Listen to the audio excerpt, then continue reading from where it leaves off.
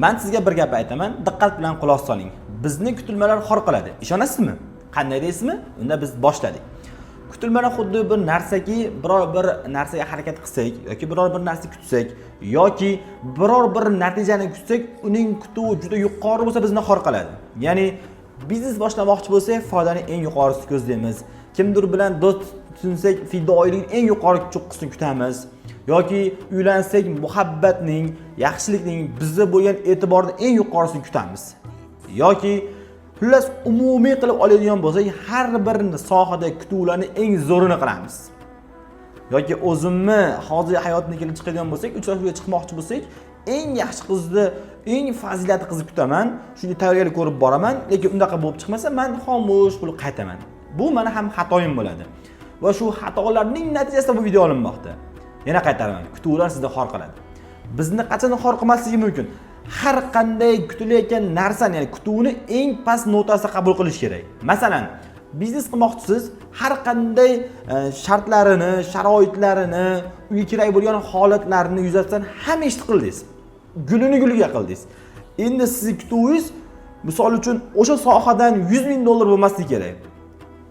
Ha, odatda shu harakatlaringiz bilan, shu bergan e'tiboringiz bilan, fokusingiz bilan 100 ming dollar kelishi kerak. Lekin siz kutuvni katta qilmasligingiz uchun kamida 50 ming dollar yoki 30 ming dollar kutsangiz va natijada 90 ming dollar pul topadigan bo'lsangiz, siz xursand bo'lasiz. 80 ming dollar pul topsangiz, siz xursand bo'lasiz. Sababi sizning kutuvingizdan ko'proq keldi. Bil'aks, agarda kutuvingizni 100% qiladigan bo'lsa, ya'ni 100 ming dollar qiladigan bo'lsangiz, siz 99 ming dollar pul topsangiz, siz rozi bo'lmaysiz. Sizning nafsingiz, sizni bu holatingiz hech qachon rozi bo'lmaydi. Shuning uchun kutuvni pastroq qilish kerak. Bu biznes masalasi.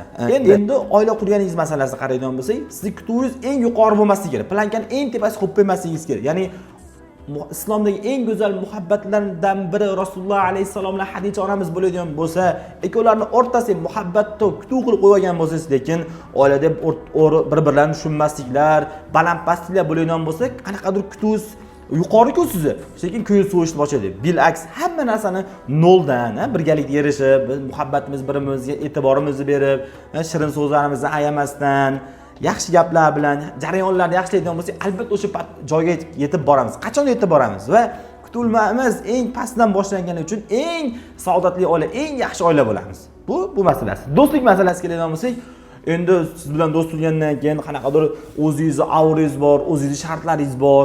Agar ularga qarab o'zingizni undan kutuv tashna qiladigan bo'lsangiz, qiyin endi. Hali boshim og'rib qo'ygan, nima kasal bo'lib qo'ygan paytimda seni ko'rgani keladi, pul kerak bo'lib qolsa 5 ming so'rasa 10 ming beradi. Shunaqa kutuvlar kutish natijasida do'stliklar ham og'irlashib ketyapti-da. Ya'ni siz undan kutuvlarda iloji bo'lsa keladi, qo'ldan puli bo'lsa harakat qiladi. Yana qanaqadir shartlar belgilab olsangiz, do'stligingiz ham osonroq bo'ladi.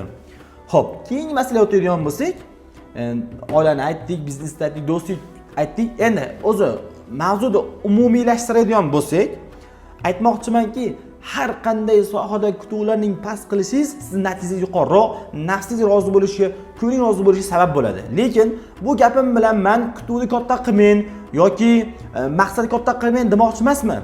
Kutuvni kichkina qilib turib, natijani katta qilish kerak. Tushunarli bo'ladi. Diqqatli qaratamiz. Kutuv kichkina bo'lib, natija katta bo'lishi kerak. Biz kutganimizdan-da ziyoda bo'lishi kerak, har doim past bo'lib qolmasligi kerak. Siz eng minimumini olishingiz kerak va natija eng minimumdan zo'r chiqishi kerak. Har doim. Shunda sizning harakatingiz, bergan fokusingiz va ketkizgan energiyangiz va vaqtingiz to'g'ri bo'ladi. Inshaalloh. Salomat bo'ling.